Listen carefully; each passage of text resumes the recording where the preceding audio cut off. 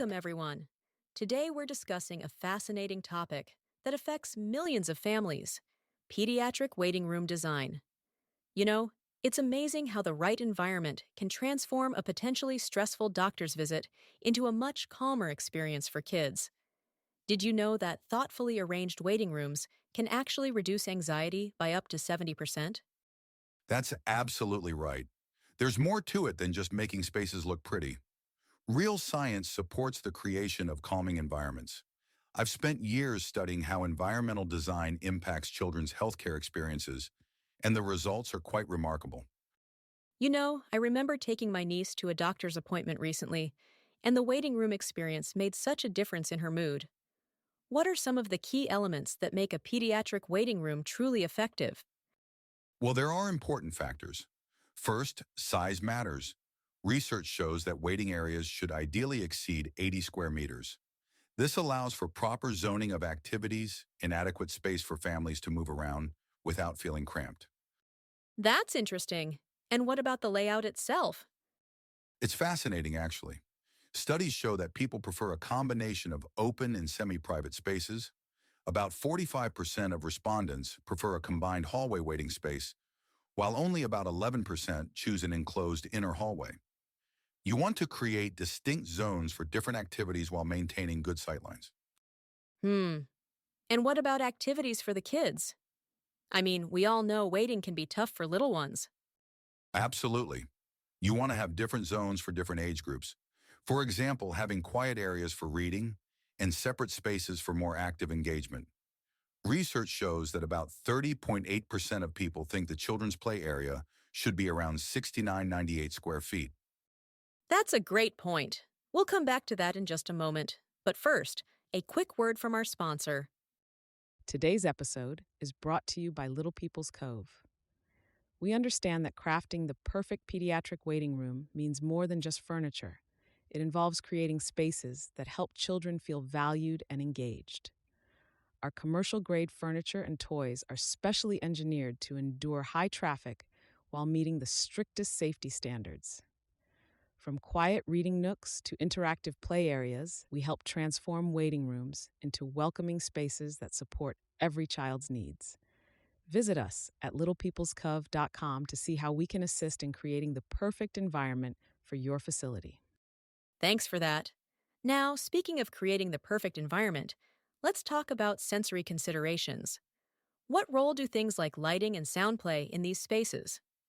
Oh, that's such an important aspect. Studies show that 65.1% of people prefer a brightly lit environment and 57.9% prefer a quiet atmosphere. Natural light is particularly beneficial. When possible, having windows with views of nature can have a really calming effect. I've noticed some facilities using color in really interesting ways. Is there any research on what colors work best? Yes, actually. About 67.2% of people prefer warm colors like red, yellow, and orange. But you know what's really interesting? The whole environment needs to work together. Colors, lighting, and acoustics all play off each other to create what we call a healing environment. Makes sense. What about practical considerations like access to basic amenities? Research indicates that 55.4% of people desire drinking water facilities within 32 feet of the waiting area, and most prefer bathrooms to be within 36 to 65 feet. The aim is to create convenience without sacrificing the main waiting space. Have you ever wondered what makes some waiting rooms feel so much more welcoming than others? That's a great question. It really comes down to three key elements: physical comfort, emotional security, and engagement. For example, having comfortable seating, preferably leather seats as reported by 67.2% of users, helps with physical comfort. Then you need clear sight lines for emotional security and engaging activities to keep kids occupied. Speaking of activities, what are some of the most effective ones you've seen? Well, you want a mix of quiet and active options, things like puzzles, books, and sensory-friendly elements for quieter engagement, and then maybe some interactive wall panels or building blocks for more active play. The key is making sure everything is easy to sanitize and maintain. Hmm. And what about technology? How does that fit into the modern pediatric waiting room? Technology definitely has its place, but it needs to be balanced. You might have some educational videos or interactive games that can be enjoyed quietly, but they shouldn't dominate the space. The goal is to provide options that engage without overstimulating. That makes a ton of sense. Any final thoughts on creating these calming spaces? Yeah, I think the most important thing to remember is that every element should work together to create a positive experience. From the moment a family walks in, they should feel welcomed and supported. When we get it right, we're not just making waiting easier. We're actually contributing to better healthcare outcomes. This has been incredibly informative.